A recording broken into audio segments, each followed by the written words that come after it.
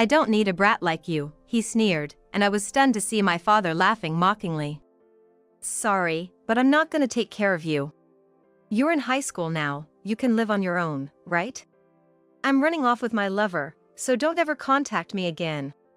Just after my mother's death, without attending her funeral, my father announced he was eloping with his mistress. I was utterly disillusioned with him and didn't feel like stopping him. "Go ahead, I will never contact you." "Thanks, I'm lucky to have an understanding daughter like you," he said, and left the house. I thought we'd never meet again. Considering how terrible a father he was, I felt almost relieved to be rid of him. Yet, just 3 days later, I got an incessant call from him. I thought about ignoring it but decided to answer. "Who is this?" And then came unbelievable words from my father on the other end of the line. "My name is Emily Young, a freshman in high school. You might think I'm enjoying the typical high school life, but my home situation was far from ideal. And it was all because of my father. He was a highly educated, elite accountant, often envied by others, but his true nature was far from admirable. He had a habit of looking down on those with less education than him. My mother, who only finished high school, was no exception, and he often despised her. "Really, a high school diploma is embarrassing. Without me, you couldn't survive." In front of me, he would insult my mother, who seemed to have no love for him. But as he said, she struggled to be financially independent and couldn't divorce him. So, she always encouraged me to study hard. "Don't end up like me. Get a qualification and earn your own living," she'd say, reading me books since I was little. Although my father earned well, he only gave us the bare minimum, so my mother couldn't afford to buy books for me. Therefore, she often took me to the library, where she would read to me. Thanks to that, I got into a prestigious private school. But was my high-achieving father proud of me? Not at all. He had no interest in me, not even knowing which high school I attended. It was because I was a girl. He still harbored archaic views of male superiority and lost interest the moment he knew his child was a girl. He had wanted a son to inherit his accounting firm. But that dream was shattered when my mother gave birth to me. And later became unable to have more children. Since then, he hardly showed any interest in my mother or me. "Damn, I'm such a nice guy to marry an ugly, stupid woman like you," he'd say when drunk, insulting my mother.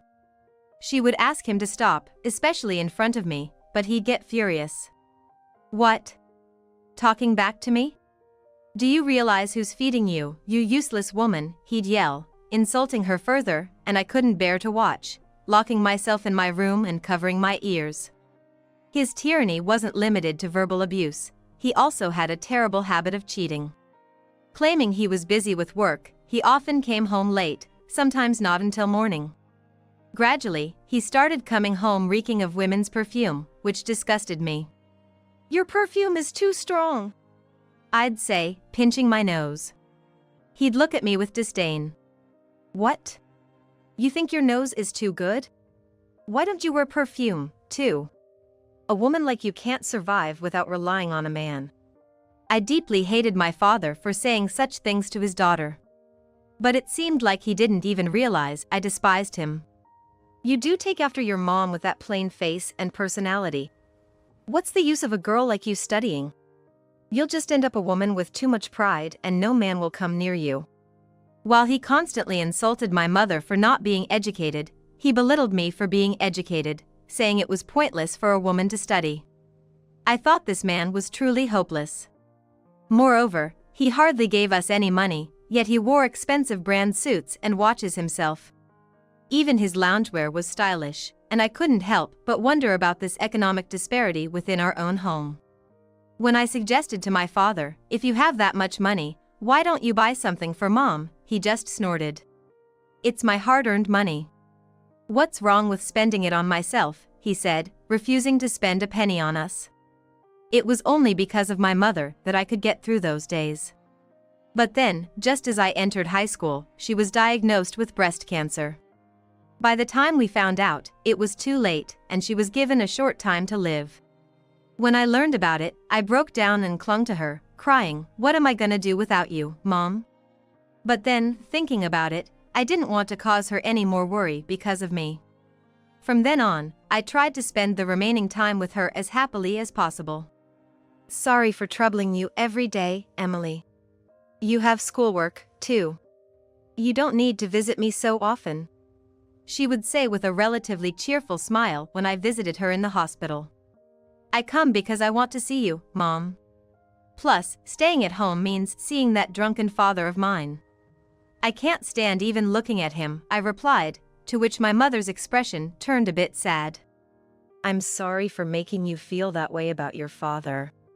I always hoped you and your dad would get along." "I'm sorry, Mom, but that's impossible. You do all the housework and take care of me, and he just looks down on you for it," I said irritably, and my mother sighed slightly. "That's because I'm of no use in society," she said. "That's not true, Mom," I replied, but she just gave a faint, sad smile. My father didn't visit my mother in the hospital at all. He hardly ever came home either. Once, when I did see him at home, I asked him to visit Mom, but he refused. "I'm busy with work. You, her daughter, should visit her." Damn, her suddenly getting sick and leaving all the housework undone is such a nuisance. "How can you talk like that? Can't you at least worry about Mom a little?" I said, and he replied with disgust, "Worry? I'm more worried about my own future. She promised to take care of me for life, and now she gets sick so soon. It's unbelievable." I couldn't contain my anger and glared at him. "What's with that look? You do realize you're living off me, right?" I wanted to leave this house, but frustratingly, he was right. I was still a freshman in high school and under his roof. Then, a month later, my mother passed away. Grieving, I was busy preparing for her funeral. My father insisted we didn't need to have a funeral and didn't help at all, but I wanted to give my mother a modest funeral. I called him, busy with work and not coming home. "Hey, I've decided to hold a funeral for Mom, so please come." When did I stop calling him Dad? That thought crossed my mind, but I had no intention of using that term ever again. Then, in an irritated tone, he replied, "Damn, I told you we don't need a funeral. I'm not gonna spend any money on that, you know. I'll work and pay you back in the future. So, please, at least come to the funeral." I'm busy that day. Plus, I hate such pathetic events like funerals, he said, and hung up unilaterally. I was left speechless. Even if our relationship had soured, he was still married to her for years. Yet, he wouldn't be there for her final moments or even attend her funeral. This was the last straw for me. I completely lost any respect for my father. The next day, something unusual happened. I thought it was rare for my father to be home, but there he was in the living room, with a big suitcase. Seeing my puzzled face, he blurted out, "I don't need a brat like you," he sneered, and I was stunned to see my father laughing mockingly. "Sorry, but I'm not gonna look after you. You're in high school, you can live on your own, right? I'm eloping with my lover, so don't ever contact me again." Just after my mom's death, without attending her funeral, my father announced his elopement with his mistress. I was utterly disillusioned with him and had no intention of stopping him. "Just do what you want, I definitely won't contact you." "Thanks, I'm lucky to have such an understanding daughter," he said and left the house. I thought that was the last time we'd see each other. Considering how terrible he was as a father, I felt strangely refreshed to be rid of him. Yet, just 3 days later, I received an incessant call from him. I thought about ignoring it but then decided to answer. "Who is this?" Caught off guard by my response, he stuttered. "You. How can you ask who is this to your own father?" I retorted just as fiercely. "You really think I still consider you my father? Are you stupid?" At this, he seemed even more flustered. "Hey, you've done something terrible, you know? Because of you, I might lose my job." "What are you talking about? I haven't done anything. Weren't you the one who said never to contact you again?" I replied nonchalantly. Then, at the peak of his anger, he shouted over the phone. "Is this really the time for that? I know it's your doing." Listening to him huffing and puffing in anger, I couldn't help but laugh. Yes, he was right. The predicament he found himself in was my doing. This goes back to before my mom was diagnosed with breast cancer. Fed up with my father's constant infidelity, I decided to gather evidence of his affairs by looking through his phone. When he was drunk, he often carelessly left his phone unlocked and fell asleep. I quickly took his phone from his hand and started sifting through the photos. There they were, countless photos of my father with a woman who seemed to be his mistress. I saved those photos to my phone. Then, I set out to uncover the identity of this mistress. But being a high school student, my options were limited. As I was pondering what to do, a close friend mentioned, my friend's cousin is a private detective. I begged the friend to introduce me to his cousin, and then asked the detective to investigate my father's mistress. "Okay, I'll do it for my cousin's sake, and you can pay me later," said the detective, taking on the job. The investigation turned up something very interesting. The mistress was named Natalie Grubb. Apparently 32 years old, living alone in a fancy condo. But this condo is too big for one person. The detective mused, digging deeper. He discovered that Natalie had a husband who was on an overseas assignment. My father, who believed Natalie to be single, was in for a rude awakening. When I found out, I couldn't help but laugh. The day my father completely abandoned me and left the house, I sent the photos of his affair with Natalie to her overseas husband. Half of the photos were taken from my father's phone, and the rest were taken by the detective. And then, probably a furious call from Natalie's husband reached my father. I could hear his excited voice on the phone.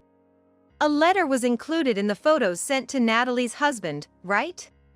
Your wife is having an affair with my dad. You wrote and sent that, didn't you?" "Yeah, you heard about that?" "Well, it can't be helped."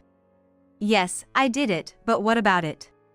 "I just told the truth," I said, and he was at a loss for words, trembling with anger. "By the way, planning to elope without even knowing she was married, that's just stupid," I added, which seemed to infuriate him further. "What do you mean stupid talking to your parent like that? What you did is not just telling a husband about his wife's affair. It's more serious than that," he said gravely. Curious, I asked in a puzzled tone. "What? What do you mean?" "That's the problem, you don't understand the gravity of the situation," my father continued, his voice trembling. "Natalie's husband, he was an important executive at a major client of my company." "No way, really?" I exclaimed in surprise, but I already knew that. Unaware of this, my father lamented in a dark tone. "Oh, I'm finished. How did it come to this?" The detective's investigation had revealed that Natalie's husband was an executive at S Corporation, a publicly listed company, and a key client of my father's firm.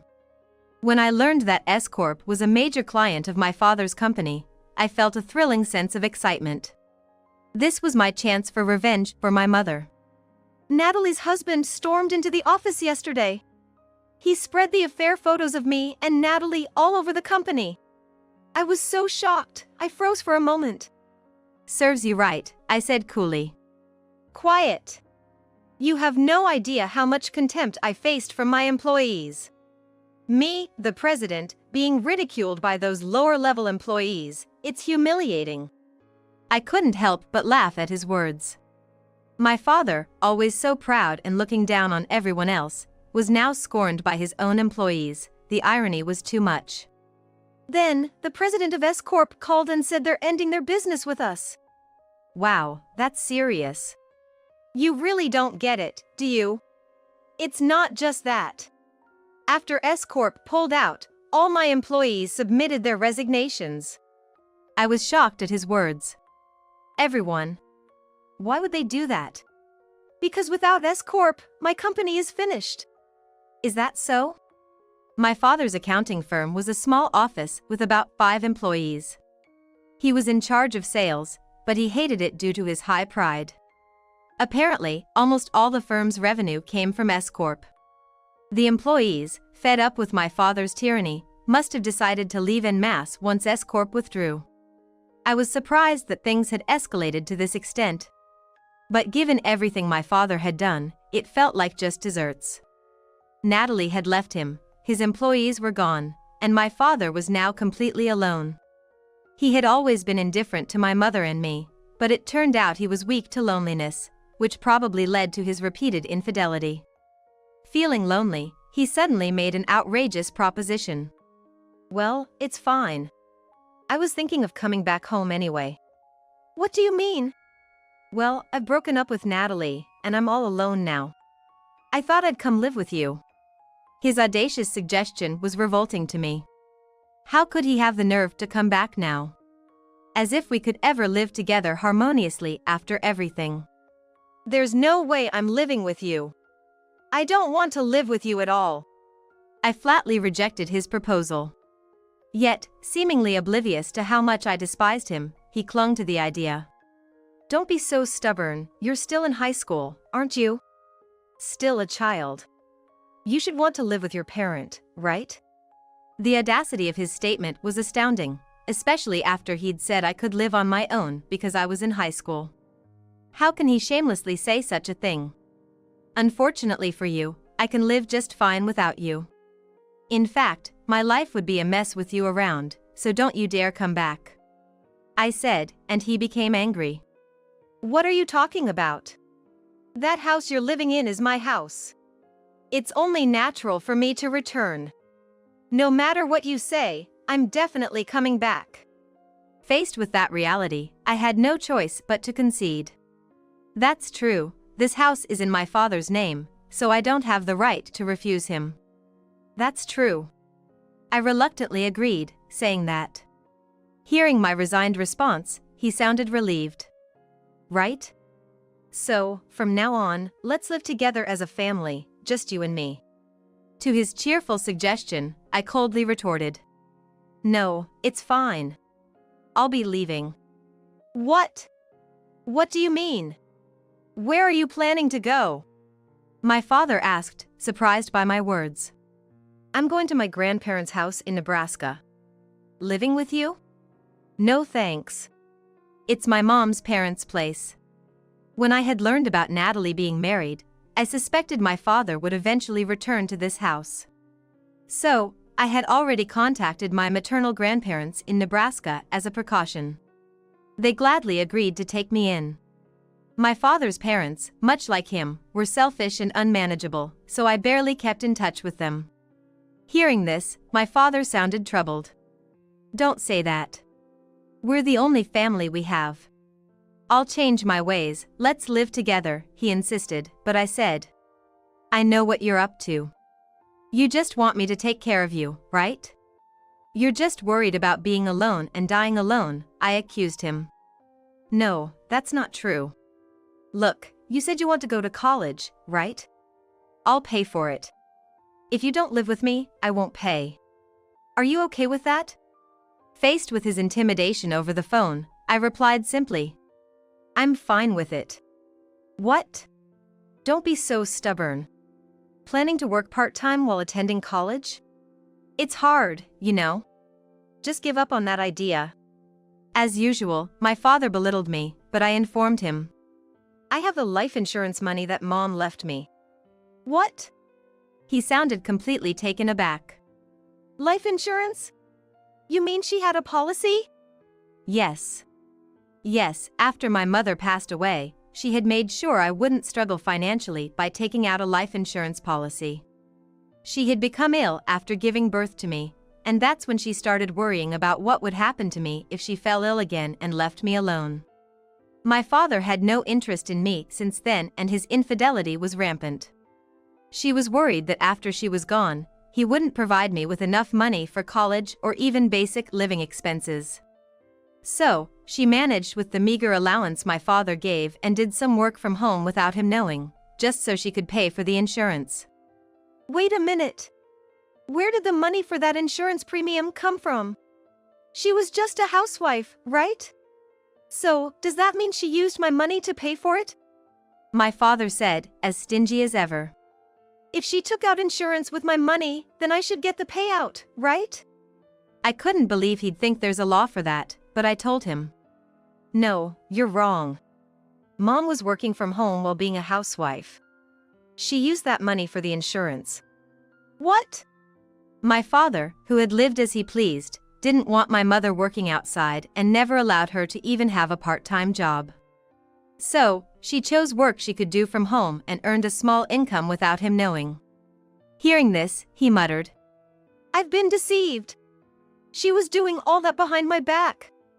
I couldn't hold back my anger at his words. Deceived, really? Can you believe it? She struggled so much because you only gave her the bare minimum to live on. All my clothes were bought from auction sites. I never got new clothes. I don't think she ever spent money on herself. He was silent, unable to make a sound. And yet, you were out there splurging on brand-name goods and luxury items, enjoying life alone. You're the worst. But I had to spend on my appearance for work. Those extravagances you're talking about, they were for entertaining clients. He tried to justify, but I wasn't fooled. Sure, there were some client entertainments, but I also knew about the trips and lavish meals he enjoyed with his mistresses, while never giving a single gift to my mother or me. Remembering all this, thoroughly disgusted, I said. That's enough. I've lived with you for over a decade. I know what kind of person you are. Sorry, but don't ever contact me again. I said sharply, and although my father raised his voice saying, wait, I didn't care and hung up the phone. After that, it seems my father's company went bankrupt in no time.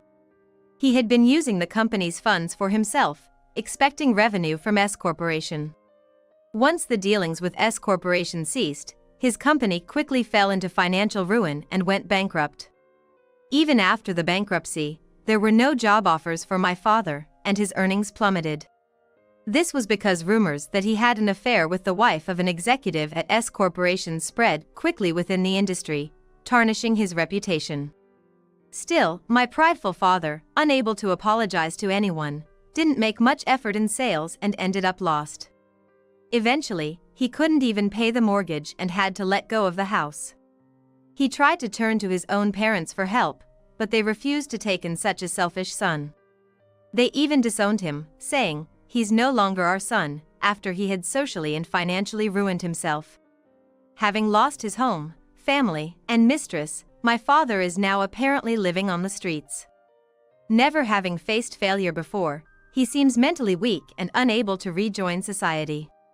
As for me, after the memorial service for my mother, I've moved in with my grandmother in Nebraska and am finally settling into a somewhat stable life. My grandmother in Nebraska, much like my mother, is very kind and an excellent cook, and I'm enjoying a more comfortable life than when I was living at my parents' house. On my days off, I visit my mother's grave with my grandmother, and we often eat Mont Blanc cake, my mother's favorite, on our way back home. My high school life is going well, and I'm spending happy days with my friends, trying to make up for the dark times I've endured. Still, there are days when I miss my mother and end up crying. I thought my grandmother and the others didn't notice, but it seems they did care. One day, to my surprise, she bought a puppy, saying, I thought it might help ease your loneliness a bit. Emily, you said you love toy poodles, right? Yes, I love them. Having a dog has always been my dream, I replied, and my grandmother smiled warmly. I was absolutely smitten with the puppy, wagging its tail as if it would fall off. Being licked on the face by the puppy, I decided in my heart to gradually increase my happiness like this.